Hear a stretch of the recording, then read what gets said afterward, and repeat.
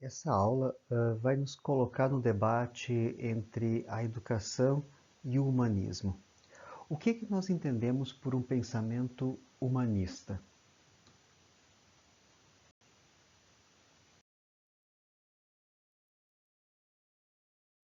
O humanismo, ela logo aparece, evidentemente ligada à ideia de humano.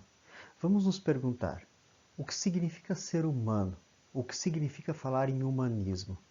Vou convidar você a analisar algumas imagens e você vai me dizer quais dessas imagens você mais diretamente relaciona com a ideia do humano, com a ideia de um humanismo.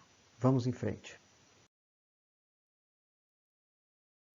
Com esse primeiro par de imagens, se nós precisássemos definir que dentre ambas as imagens, uma delas expressa melhor o que é humanismo, qual dessas imagens você relacionaria a essa ideia?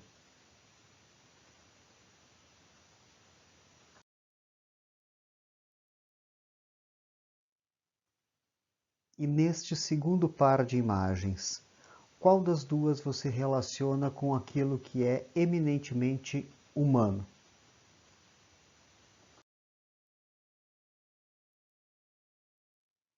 Mais um par de imagens. Qual destas para você melhor expressa a ideia de humanismo?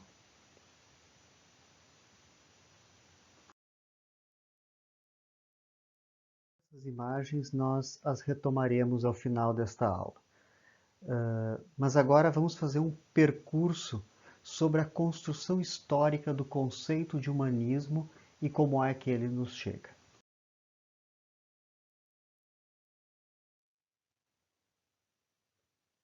Todas as teorias educacionais, elas trazem uma ideia, um conceito sobre formação, ou seja, como é que nós nos formamos como humanos, quais são os recursos, quais são as concepções que nós dispomos para nos constituirmos como humanos, quer seja no plano da individualidade, quer seja no plano da vida em sociedade. Como é que geração após geração nós formamos aquilo que tratamos como humanidade. O que faz a ação educativa é perpetuar um legado, é tornar sempre novo o legado daquilo que nos torna a cada tempo, a cada época, propriamente humanos.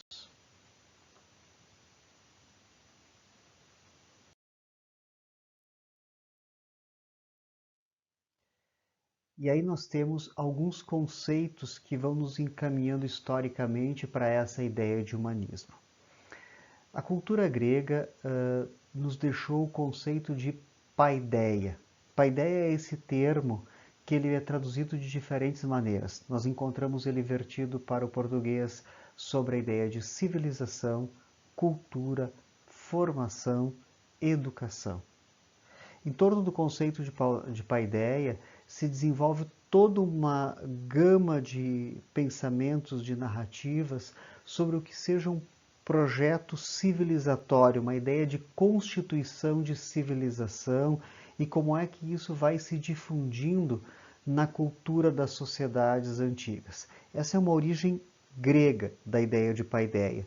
Tem a ver com a poesia, com a tragédia, com a filosofia em seus diferentes autores e vai contribuir fortemente para aquilo que chega até nós hoje. Uma segunda tradição sobre a formação nos vem da vertente latina, e quando falamos da vertente latina, nós estamos tanto falando do Império Romano antigo, como também de todo o período da cristandade ocidental, sobretudo no período medieval, em que nós temos aí a tradição de língua latina. E aí o termo grego paideia foi traduzido em latim por humanitas. E aí nós temos no termo humanitas uma correspondência ou uma equivalência daquilo que era a paideia para os gregos e o modo como se verte, tanto no Império Romano quanto na cristandade medieval, no Ocidente, uma ideia de busca por perfectibilidade humana, por um processo civilizatório voltado a uma busca pela virtude e por esse aperfeiçoamento do que nós somos como seres humanos.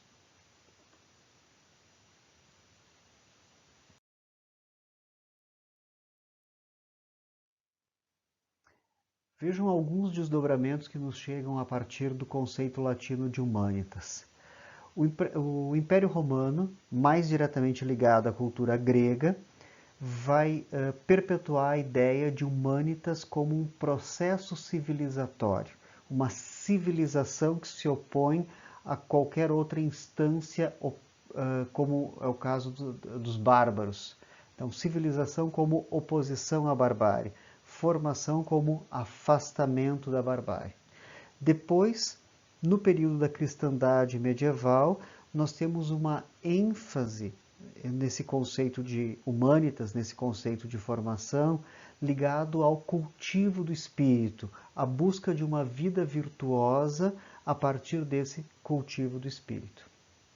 E nós teremos ainda, no período do Renascimento, no século XVI, um retorno aos clássicos greco-romanos, e isso nos leva a uma ideia de antropocentrismo, um humanismo que coloca o ser humano no centro, ou seja, afasta-se de uma perspectiva da cristandade medieval, que era teocêntrica, tinha o divino como o elemento central, e agora chama a própria humanidade como centralidade de todo o desenvolvimento do processo civilizatório.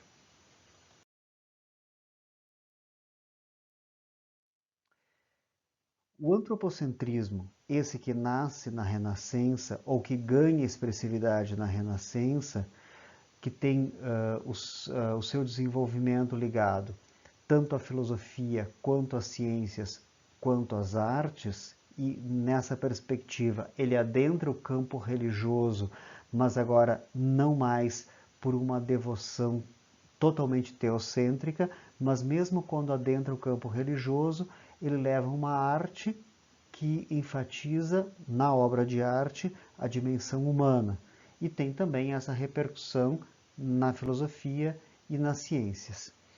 Por isso, nós vamos dizer que nasce daí, a partir da Renascença e mais especialmente depois no século XVII, um pensamento racionalista.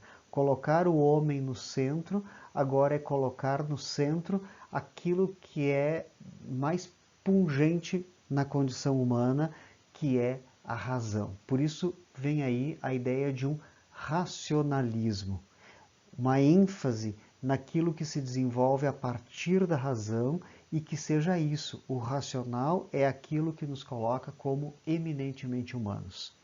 Vai ganhar muita importância como marca desse pensamento racionalista a obra de René Descartes, filósofo do século XVII. É dele a expressão muito conhecida, cogito ergo sum, penso logo sou ou penso logo existo. O humanismo, pensado de forma antropocêntrica e agora, sobretudo, manifestado como um racionalismo, demonstra um afastamento de uma leitura biológica da condição humana, ou seja, aquilo que nós somos como humanos não é aquilo que nós legamos diretamente pela natureza, não nos está dado de modo genético, e também é um afastamento de todas as concepções mais ligadas aos instintos, aos impulsos, às emoções ou aos sentimentos. A ênfase aqui do que seja propriamente humano está no uso da razão, na capacidade de tomar decisões racionais, na capacidade de aperfeiçoar os conhecimentos da ciência por conta da razão, na capacidade de desenvolver, inclusive, um tipo de arte que é a própria expressão da perfectibilidade da razão humana. Portanto, o que caracteriza a nossa humanidade, o que nos faz humanos, é, sobretudo, a nossa razão.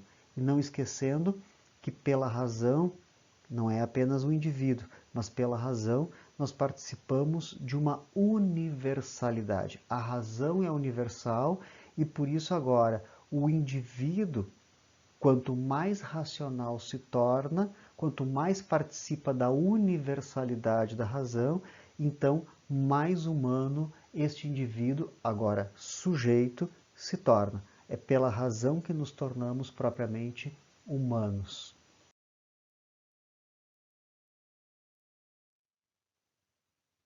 E é nesse contexto que nos chega o pensamento do iluminismo. O iluminismo tem suas raízes no pensamento inglês, no pensamento francês e no pensamento alemão, em especial. Dessas três vertentes que vão compor o pensamento iluminista, para esse nosso ponto ganha especial atenção o iluminismo alemão, porque é no iluminismo alemão que nós temos acentuadamente marcada a ideia de uma razão universal e um sujeito que se faz propriamente sujeito, eu me faço um eu me faço humano, porque participo da razão universal a partir da minha consciência. Ou seja, é pela razão que nós nos fazemos humanos. Toda a dimensão antropocêntrica dada desde o Renascimento agora alcança o seu ponto mais importante. Isso vai influenciar os mais diferentes campos dos saberes humanos. Isso vai aparecer no âmbito da ética, as decisões do agir humano, nas decisões da política, este mesmo agir humano no plano da sociedade e do Estado, no desenvolvimento da ciência e todos os seus métodos, no plano da educação, porque agora educar é tornar o indivíduo um sujeito, portanto, torná-lo humano, e, enfim, no âmbito de todas as relações de sociedade, inclusive a perspectiva de uma existência cidadã. E aí surge um conceito extremamente importante a todas essas áreas, mas que na educação ganha uma ênfase muito grande, que é a ideia de um sujeito autônomo. O que é um sujeito autônomo?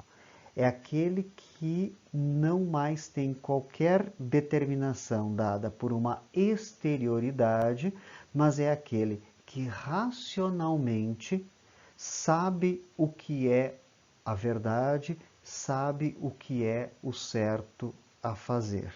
O sujeito autônomo dá a si mesmo a lei, não porque ele seja maior do que qualquer lei do Estado, mas porque participa de uma razão universal e, como tal, cada sujeito autônomo chega à mesma ideia de verdade, à mesma ideia do que seja certo. O sujeito autônomo não se deixa levar por instintos, por impulsos, por emoções. O sujeito autônomo age sempre em conformidade com a razão. Quanto mais racional, mais humano. Por isso, o sujeito autônomo que guia sua vida conforme a razão é o próprio ícone da ideia de um humanismo, ou seja, é a plenitude da condição humana.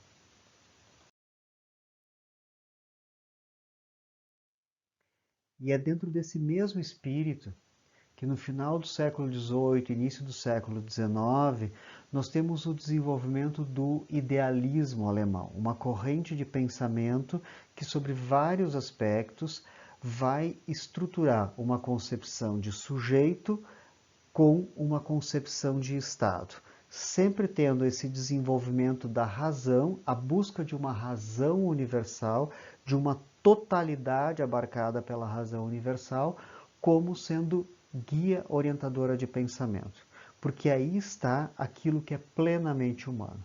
No bojo desse pensamento, desenvolve-se o conceito de Bildung. Bildung é um termo alemão que vai equivaler ao termo grego paideia e ao termo latino humanitas. E vai expressar dentro dessa corrente de pensamento todo um projeto de formação humana como perfectibilidade humana, como busca de aperfeiçoamento constante até o que há de mais pleno na nossa condição. O termo Bildung também é de difícil tradução para o português, porque assim como os demais, ele guarda tanto a ideia de cultura, como guarda também a ideia de formação ou de educação. Mas ele tem aí presente uma ideia de elevação do espírito, espírito como consciência. e por isso uma elevação para um plano racional. Acentua-se, dentro do conceito de Bildung, uma perspectiva educacional que ela seja, a função da educação é nos retirar de uma condição original selvagem, ligada aos nossos instintos, às nossas emoções e aos nossos interesses, e nos elevar para uma condição plena do espírito. Essa condição plena do espírito aqui é uma condição de ordem racional, em que eu não vou mais pensar e agir para atender os meus interesses e os meus impulsos, mas eu sempre orientarei todo o meu pensamento, toda a minha ação, naquilo que a razão mostra ser o melhor a fazer. Aqui nós temos uma perspectiva ampla de uma cidadania moderna, daquele sujeito que, como cidadão, se coloca agora em busca do bem comum de todos aqueles que compõem a sociedade e o Estado. É com essa concepção de formação na perspectiva do conceito alemão de Bildung que nós chegamos à ideia de uma educação plenamente a serviço de um processo ou de um projeto civilizatório, de uma sociedade civilizada, de uma sociedade que caminha rumo a um progresso constante, a uma perfeição. Por isso a ideia de perfectibilidade humana. É pela educação que nós buscamos agora a excelência do caráter, nós buscamos a excelência da cidadania, nós buscamos a excelência da ciência, a excelência da arte, a excelência de todos os processos humanos que passam a se orientar inteiramente por um viés da razão. Deixamos de lado todos os nossos interesses, impulsos e inclinações e nos colocamos para além de algo que nos seja dado por natureza, mas nos colocamos inteiramente orientados por um projeto de civilização ou de civilidade. Vimos então que aquilo que caracteriza o humanismo está muito mais ligado na perspectiva da razão, da racionalidade, do que qualquer um dos nossos impulsos naturais. Portanto, dentro dessa lógica do pensamento humanista, aquilo que nos faz humanos não são os nossos sentimentos, não são as nossas emoções, não é a nossa compaixão ou a nossa raiva. O que nos faz humanos está sempre ligado à nossa racionalidade. Com base nisso, vamos voltar àquelas imagens iniciais desse vídeo e vamos ver quais dessas imagens melhor expressam a ideia de humanismo que nós estamos vendo aqui. Retomamos então as imagens que nós já tínhamos visto. Vejamos esta primeira. O que nós temos aqui? Será que a solidariedade fundada num sentimento de empatia pelo outro, ou seja, colocar-se no lugar do outro, viver a dor do outro, corresponde ao conceito de humanismo que nós estávamos vendo? O que esta outra imagem teria a ver com a ideia de humanismo? Observem que essa segunda imagem que nós vimos agora, a Vênus de Milo, ela expressa uma perfectibilidade da forma humana concebida pelo artista. Portanto, nós temos aqui uma ideia antropocêntrica, mesmo retratando uma divindade da mitologia grega, a forma do corpo, assim reproduzida na busca de uma perfectibilidade, coloca no centro de tudo aquilo que é a dimensão eminentemente humana. Portanto, é essa imagem da Vênus que nos expressa uma ideia clara do pensamento humanista renascentista pela sua característica antropocêntrica. Não é a solidariedade marcada pela empatia que caracteriza o humano aqui, mas é a busca do artista que, de modo racional, vai querer expressar a perfectibilidade da forma humana e, portanto, da existência humana como um todo. Vamos adiante.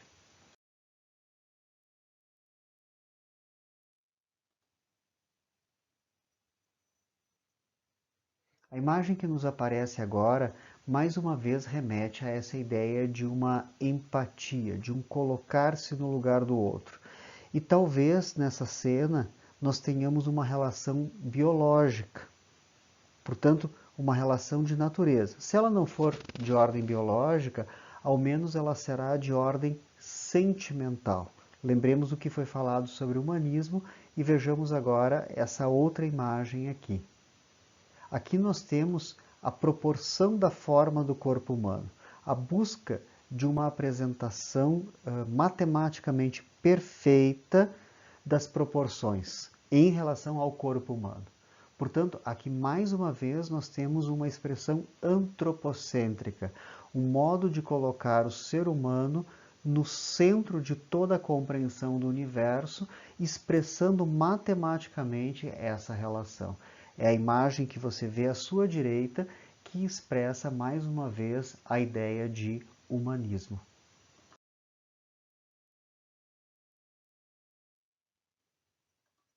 Vamos ao terceiro par de imagens. É claro que essa imagem aqui, ela vai remeter às nossas emoções, ela vai remeter aos nossos sentimentos, ela coloca a empatia para além da dimensão apenas humana e coloca o ser humano empático, inclusive, com a dor de um outro ser vivo, de uma pessoa não humana, se quisermos utilizar a expressão do filósofo contemporâneo Peter Singer. Então, há sim nessa imagem uma ideia de compreensão do humano como empatia.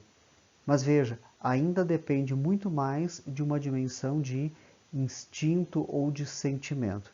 A imagem que você vê à direita marca a ideia de uma decisão racional.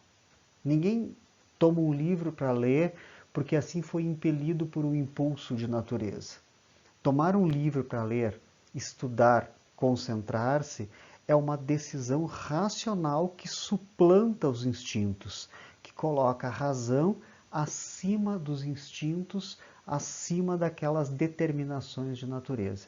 Por isso, é essa imagem que você vê à direita, aqui expressa, dentro desse par, de melhor maneira, a ideia de humanismo que nós estamos trabalhando. Educacionais, as teorias pedagógicas, as concepções de currículo, os muitos discursos sobre a formação, eles estão profundamente marcados por influências dos pensamentos humanistas. Lembre sempre, quando nós falamos em humanismo, estamos falando desse percurso que reúne o antropocentrismo, o racionalismo, o iluminismo, que põe o desenvolvimento racional e a busca da perfectibilidade humana como núcleo ou como centro. É claro que por vezes nós ouvimos o uso da palavra humanismo mais ligado a sentimentos ou até mesmo a atributos religiosos. Mas classicamente, nas teorias estudadas, nas grandes influências que nós temos, o conceito de humanismo está ligado a esse desenvolvimento racional. Fiquemos atentos para perceber quais são os alcances, quais são os desdobramentos do discurso humanista no campo da educação, nas reflexões sobre a formação humana. Até a nossa próxima aula.